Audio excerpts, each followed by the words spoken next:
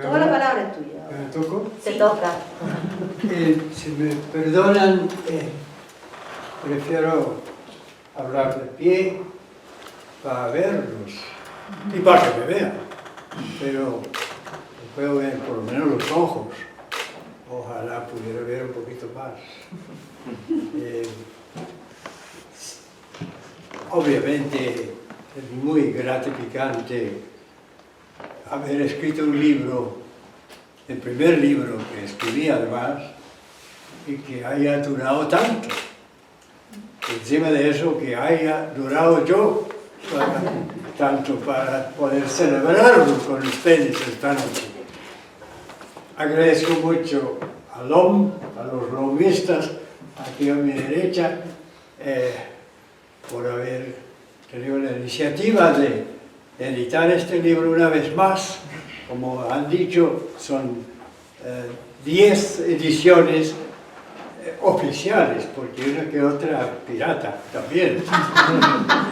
Incluso en cierta forma, esta edición es un poco pirata, porque esta edición llegó a raíz de lo que habló Silvia, de la relación con otros editores en América Latina, en este caso de Colombia, Gustavo Mauricio García Arenas, mi editor de Ícono, que creo que interesó a LOM en esta posible publicación.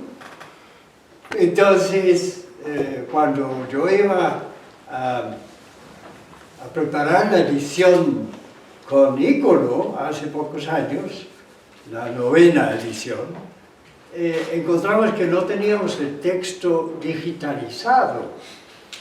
Yo escribí el libro hace mucho tiempo, cuando todavía no había computadores, en una máquina de escribir. Primero en una máquina que se llama Brother, ¿no? Y la gente cree que mi nombre es Broderick, ¿no? Mi hermano me dice. Y ese se perdió, me robaron esa máquina, yo conseguí un Olivetti y con eso terminé el libro. Entonces, como no había digitalizado, pues, una edición de Planeta, obviamente se hizo, lo levantaron en la empresa de Planeta, lo volvieron a sacar digitalizado, pero después se perdió el disco. Entonces, ¿cómo hacemos? Pero encontramos la edición pirata que hay en el internet. Una edición tomada de la edición de Planeta. Entonces sacamos de ahí para este libro con Ícono y era como la edición Pirateando al Pirata. Ya con la edición de LOM es una tercera pirateada. Está 3 veces pirateado este libro. Es lo más emocionante para un autor que lo piratee. Yo recuerdo cuando publiqué mi segundo libro sobre este tema, que me llama El guerrillero invisible, que me pidió Círculo de Lectores escribir un libro sobre otro sacerdote, en este caso español, aragonés, que siguió el ejemplo de Camilo, inspirado en Camilo, se vino de España y se metió a la guerrilla donde había caído muerto Camilo para simbólicamente retomar el fusil de Camilo. Una locura realmente, pero bueno. La vida de él, de todas maneras, me pareció apasionante cuando me puse a estudiarla y empecé a escribirla. Entonces, de pronto LOM algún día edite ese libro también. ¿Quién sabe? Pero realmente uno se pregunta, ¿por qué ha durado este libro? Pues obviamente por Camilo, ¿no? Camilo es una figura hermosa, un héroe romántico. Como muere joven, tiene que morir joven para ser un héroe romántico. ¿no? Che Guevara es un héroe romántico y Fidel Castro no lo era, pero porque él vivió demasiado. Si lo hubieran matado a Fidel en la Sierra Maestra sería otro héroe. Es simplemente un político dedicado a construir un país, que es más complicado que morir con una bala. Entonces, obviamente eso explica también por qué ha perdurado el libro, tantas ediciones, tantos lectores, generaciones ya de lectores. Jóvenes me dicen en la calle en Bogotá, ¿usted es Broderick? Ay, no, acabo de leer su libro. Eso es maravilloso para uno, que la juventud todavía está leyendo lo que uno escribió hace un siglo. Pero yo creo que, pues obviamente hay muchos libros sobre Camilo, hay muchos textos y ensayos y recopilaciones de datos y recopilaciones de documentos. Pero este es el libro que ha perdurado. Y creo que es lo que dijo Álvaro y también Doris y Diego, es que porque se me ocurrió contarlo como novela. Es una novela no ficción. Eso fue una categoría que hizo conocer Truman Capote. Y yo estaba muy influenciado por Capote cuando estaba escribiendo este libro. Capote con su extraordinario libro A Sangre Fría, ¿no? Donde él entrevistó todos los personajes en un caso de un múltiple homicidio de toda una familia, y se entrevistó mucho tiempo, muchas horas, muchos meses, con los dos culpables de los criminales antes de que fueran ahorcados en Estados Unidos. Entonces, con todos esos datos de su testimonio, escribió un libro que se lee como una novela. Yo pensé, eso que tengo que hacer con Camilo, porque su vida es como una novela. Y tuve la suerte de empezar a escribir el libro muy poco después de su muerte. De modo que tuve acceso a personas, empezando con Isabel Restrepo, su mamá, que me adoptó prácticamente como otro hijo. Tuvimos una relación muy hermosa con ella. Me abrió su corazón y me abrió su casa, me abrió la biblioteca de Camilo para ver sus libros y leer sus libros con los subrayados. Entonces, lo que subraya a una persona en un libro dice mucho como su forma de pensar. Y sabía, incluso tenía un libro, recuerdo, de un dominico francés, Yves Congar, era un teólogo a quienes leíamos mucho en la época de los 60s, cuando yo estaba de sacerdote, o en los 50s, cuando estaba en el seminario, Yves Congar.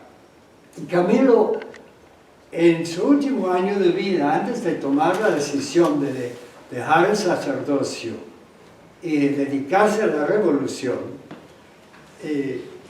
no dejó su sacerdocio, dejó el ejercicio de su ministerio sacerdotal, para ser más exacto, porque él se consideró sacerdote siempre, sí, hasta el final, pero ya estaba suspendido por el cardenal de su ejercicio.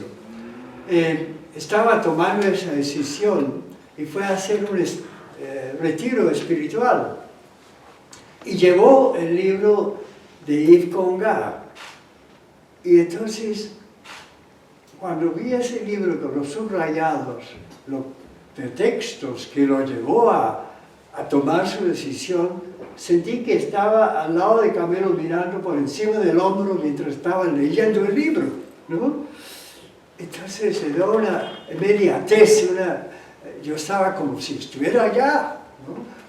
Y sí, así pasó con mucha mucha gente que conoció a Camilo en tal o cual momento, en el seminario, en el colegio incluso, en su vida en la universidad, su vida en la escuela de administración pública, donde fue un decano, en todos los distintos episodios de su vida, la gente en Lovaina también, todos el canónigo Utaz, que vivió muchos años, también fue profesor de Camilo en Lovaina, que me mandó un cassette con todos sus recuerdos de Camilo como estudiante, de modo que tuve acceso inmediato a la gente que estaba cerca de él, ¿no? El gran problema mío ha sido, durante los últimos casi 50 años, convencer a la gente que yo no conocía a Camilo, ¿no? Me presentan en sociedad como brother, que era amigo de Camilo Torres. Yo llegué tarde, él estaba muerto cuando llegué, pero no me creen. Hace unos años, recuerdo, había una revista dominical de un periódico, eran los 20 años tal vez de la muerte de Camilo, o sea, hace 30 años o más, ya más, casi 40. Entonces, me pidieron una contribución a esa revista, y yo sabía que iba a tener artículos de amigos de Camilo, Orlando Falsborda, el profesor con quien Camilo estableció la facultad, o mejor dicho, el departamento en esa época de sociología en la Nacional, gente muy cercana a Camilo. Entonces yo titulé mi artículo "Yo nunca conocí a Camilo". Y expliqué, yo tenía la ventaja como autor de la biografía, de la novela biográfica o la biografía novelada, tenía la ventaja de no haberlo conocido, de modo que no estaba haciendo la semblanza de un amigo, estaba buscando todos los documentos y todas las personas y todos los testimonios posibles para, a partir de una página en blanca, ir como construyendo un personaje y la vida de ese personaje. Era mucho mejor que se lo hubiera conocido, porque estaría ya con una idea preconcebida sobre mi personaje. Y curiosamente, el Camilo que llegó a Colombia, en cierta forma llegó con mi libro, porque eso suena como muy raro, pero bueno, porque Camilo pasó fugazmente por la política en unos meses. Su movimiento Frente Unido duró como 2 meses, y luego se metió en la guerrilla y desapareció, y después lo mataron, entonces quedó como un héroe, un mártir, pero en Colombia la gente no se dio cuenta de la importancia, entre comillas, de Camilo, o sea, del impacto que había hecho universalmente. Fue el primer colombiano que se hizo conocer en el mundo, básicamente. Ahora hay otros, hay Shakira, por ejemplo, y Juanes, y hasta García Márquez, pero Camilo era el primero, el colombiano, y se hizo conocer en el momento de su muerte, y en las circunstancias de su muerte, y en el momento histórico de su muerte, en los años 60. Entonces se volvió un héroe, un mártir y casi un santo de todos los movimientos cristianos de izquierda en su momento, que eran muchos, ¿no?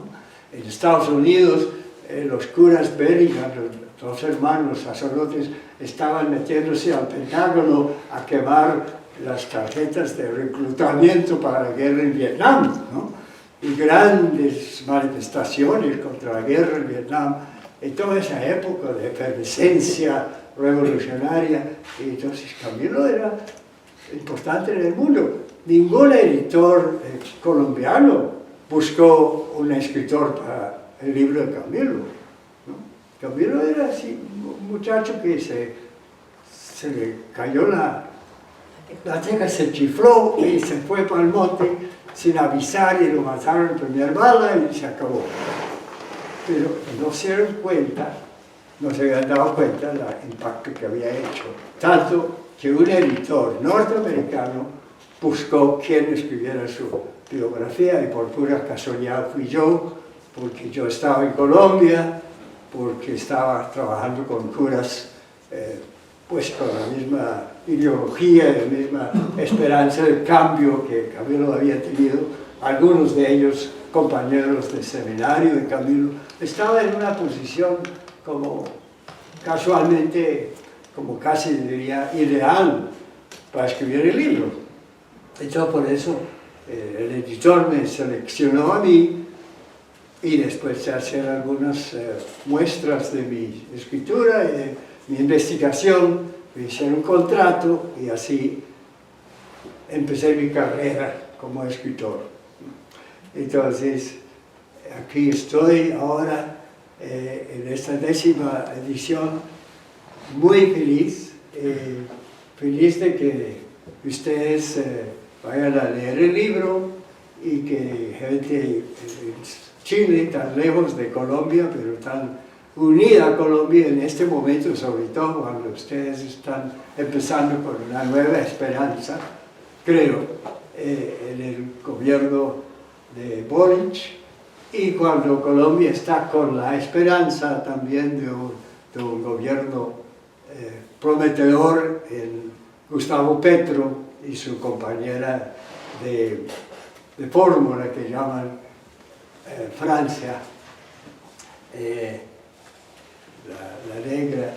Entonces tenemos esperanza que pues las cosas fueron a cambiar y la figura de Camilo siempre va a inspirar a mucha gente joven de tomar muy en serio la posibilidad de buscar un cambio total de las estructuras de poder y un comienzo de una nueva posibilidad de justicia y de igualdad. Pues muchas gracias.